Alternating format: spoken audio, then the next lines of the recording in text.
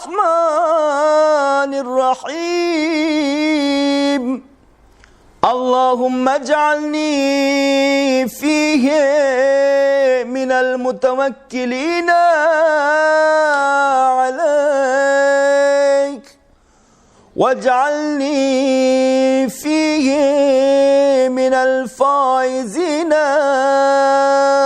لديك واجعلني فيه من المقربين إليك بإحسانك يا غاية الطالبين. اعوذ باللہ من الشیطان اللعین الرجیم. بسم اللہ الرحمن الرحیم. الحمد لأہلہ والصلاة علی اہلہا. ماہ مبارک رمضان کے 10ویں دن کی دعا. بسم اللہ الرحمن الرحیم. اللہم اجعل فیہ من المتوکلین علیک واجعلنی فیہ من الفائزین لدیک واجعلنی فیہ من المقربین الیک بِإِحْسَانِكَ یا غایت الطالبین. اللہ کی بارگاہ میں حبیب خدا صلی اللہ علیہ وآلہ وسلم دست بدعا کہ اے پروردگار مجھے ایک ایسا سہارا عنایت فرما کہ جس سے میری زندگی کی گاڑی چل سکے اور میں اپنے اندر قوت اور طاقت محسوس کروں. یہ ظاہری بات ہے کہ اگر سہارا مضبوط ہوگا تو عمارت بھی جس سہارے پر ہے وہ عمارت بھی مضبوط ہوگی. تو انسان کو چاہیے کہ وہ ادھر ادھر بھٹکنے کے بجائے در بدر پھرنے کے بجائے ایک ایسے سہارے کی تلاش کرے کہ جسے ہم مضبوط سہارا کہہ سکیں. یعنی اللہ کا سہارا ہم چاہتے ہیں کہ اس کی پناہ میں آ جائیں، اس لیے کہ اللہ ہی سب سے زیادہ قوی اور سب سے زیادہ قدرت مند سہارا ہے. چنانچہ ہماری محبت، ہمارا عشق، ہمارا ہر چیز کا سرچشمہ وہی ذات پروردگار ہے کہ جو اصل میں ہر ایک کا ملجا اور ماوا حقیقت میں ہے. تو ہم یہ دیکھتے ہیں کہ اگر کسی نے اس قوی سہارے کو اپنا لیا اور اس کے سہارے پر اپنی زندگی گزارے تو پھر وہ انسان اپنے آپ کو قوی محسوس کرتا ہے، بلکہ اس کا دشمن اس سے ہمیشہ ہراساں اور خوف زدہ رہتا ہے. چنانچہ ہم دیکھتے ہیں کہ ہماری زندگی میں امام خمینی رحمۃ اللہ علیہ وہ ایک عظیم مثال تھی کہ جنہوں نے امریکہ جیسی طاقت کو للکارا اور کہا کہ امریکہ کوئی غلطی نہیں کر سکتا، کوئی ہمارے خلاف کوئی چیز انجام نہیں دے سکتا کہ جو مؤثر ہو.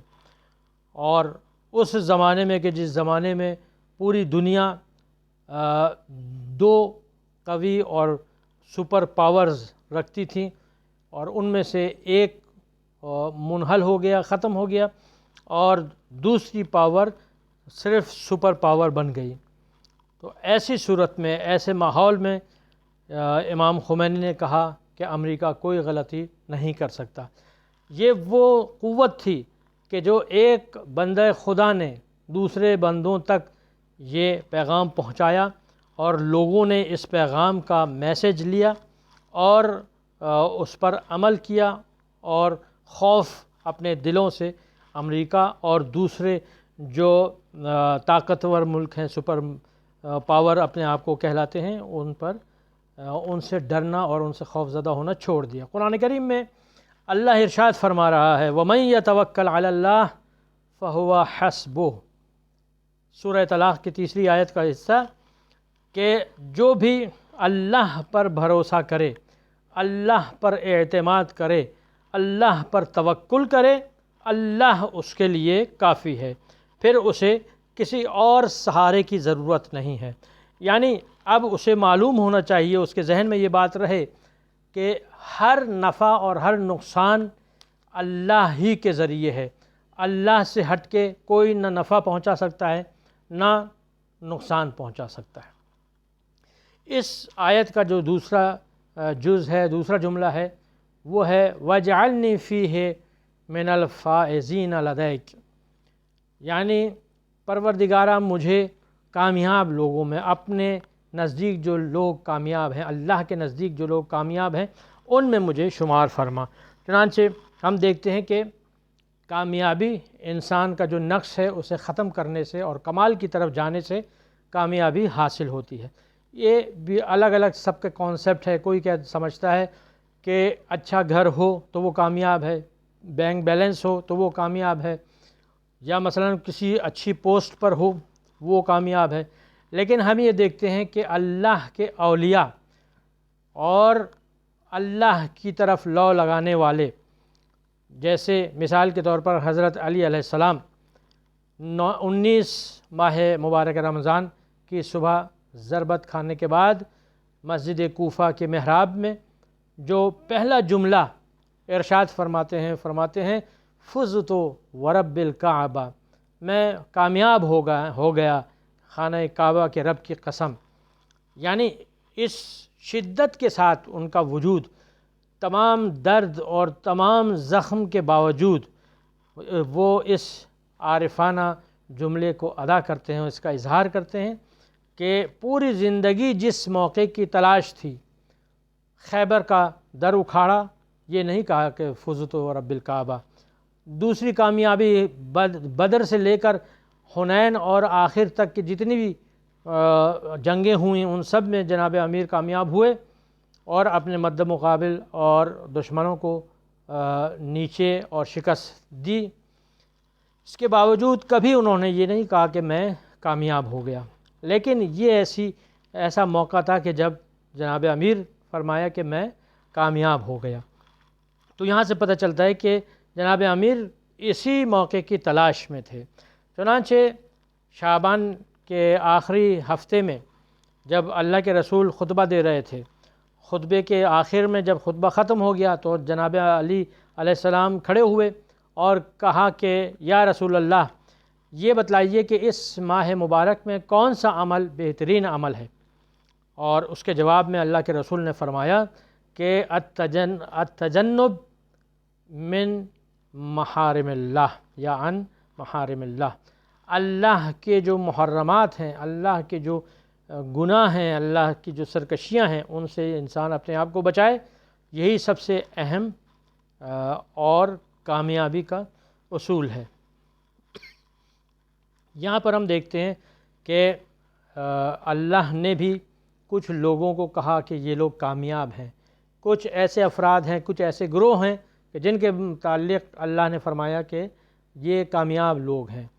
کون سے؟ قرآن فرماتا ہے رضی اللہ عنہم ورضوا عنہ ذالک هو الفوز العظیم، سورہ مائدہ کی 119ویں آیت، کہ اللہ فرما رہا ہے کہ اللہ ان سے راضی اور وہ اللہ سے راضی ہے، یعنی ایک دوسرے سے راضی ہیں۔ ذالک، یہی جو رضایت ہے، ذالک هو الفوز العظیم، یہی سب سے بڑی عظیم کامیابی ہے۔ یہ وہ افراد ہیں کہ جو اللہ سے خوش ہیں اور ان کے اعمال کی وجہ سے اللہ بھی ان سے خوش ہے۔ چنانچہ وہ کون افراد ہیں؟ زیارت جامعہ کبیرہ میں جملہ ملتا ہے فازا من تمسک بکم، کامیاب ہو گیا وہ کہ جو اے اہل بیت تم سے متمسک ہو جائے۔ اور اگلے جملے میں فرماتے ہیں امنا من لجأ الیکم، ایک جگہ کامیابی کی خبر دی اور ایک جگہ پناہ کی خبر دی کہ اگر چاہتے ہو کہ پناہ حاصل کرو تو امنا من لجأ الیکم، کہ جو تم سے تمہاری پناہ میں آ جائے وہ مأمون ہو گیا، وہ محفوظ ہو گیا۔ تو ہم دیکھتے ہیں کہ یہ آہستہ آہستہ راستہ اہل بیت کی طرف جا رہا ہے کہ سب سے پہلے توکل انسان کرتا ہے اور پھر فوز عظیم تک پہنچنے کی کوشش کرتا ہے۔ یہ قرب الہی جو کمال کی انتہائی اور سب سے بڑی اعلیٰ جو منزل ہے وہ قرب الہی، قرب اولیاء الہی کے ہی ضمن میں اللہ سے قرب حاصل ہوتا ہے۔ یعنی اگر انسان چاہتا ہے اللہ سے قریب ہو تو اسے چاہیے کہ وہ محمد و آل محمد علیہ السلام سے نزدیک ہو، اس لیے کہ قرآن کریم خود کہہ رہا ہے والسابقون السابقون اولئک المقربون، اولئک المقربون، کہ یہ لوگ جو ہیں جو سابق افراد ہیں یہ وہ لوگ ہیں کہ جو اللہ کے نزدیک ترین افراد ہیں۔ ایک روایت ہے جس میں اللہ کے رسول سے روایت ہے کہ جناب جبرائیل نے فرمایا کہ علی اور اصحاب علی علیہ السلام مقربین ہیں۔ پروردگارہ پالنے والے، ہم تیری عبادت، تیرا جو فوز ہے، تیرا جو قرب ہے حاصل کرنا چاہتے ہیں، ہمیں عطا فرما۔